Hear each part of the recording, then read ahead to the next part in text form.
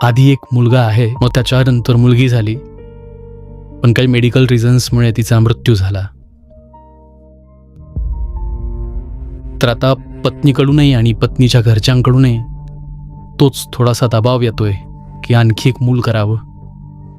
जी माझी पत्नी आहे, तिचे आईवडील त्यांना असं वाटतंय की कुठेतरी गुंतून राहावी. नोकरी करायला ती अजून सक्षम नाहीये, तर तिला गुंतवून ठेवण्याची त्यांची इच्छा आहे की तुम्ही एक मूल जन्माला घाला, हिचा वेळ निघून जाईल, यात हे होईल.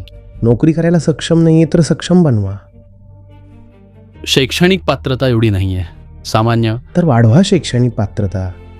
10वी 12वी मॅट्रिक कॉलेज जे काही पास करा. अभ्यासाकडे तिचा एवढा कल नाहीये. कल तर सर्वच मुलामुलींचा एकाच दिशेने असतो. कल निर्माण करावा लागतो. नाहीतर तुम्ही मुलामुलींना 8-10 वर्षांच्या वयात सोडून द्या. एखाद दुसरं असेल जे म्हणेल की आम्हाला शिकायचंय, बाकी सगळे याच कामात लागतील. गोद भरो आंदोलन.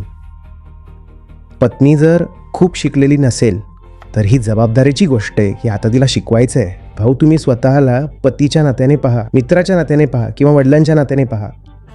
तुमच्यासमोर असतं तर तुम्ही त्याला पहिला सल्ला काय देता? अभ्यास कर की मूल जन्माला घाल. तर आधी तर शिकण्यात 4-5 वर्ष लागतील. मग शिक्षणानंतर नोकरी शोधायची आहे आणि नोकरीत स्थिरावण्यासाठी त्यात आणखी 4-5 वर्ष लागतील. एवढ्यात वेळही निघून जाईल आणि बुद्धीसुद्धा थोडी विकसित होईल.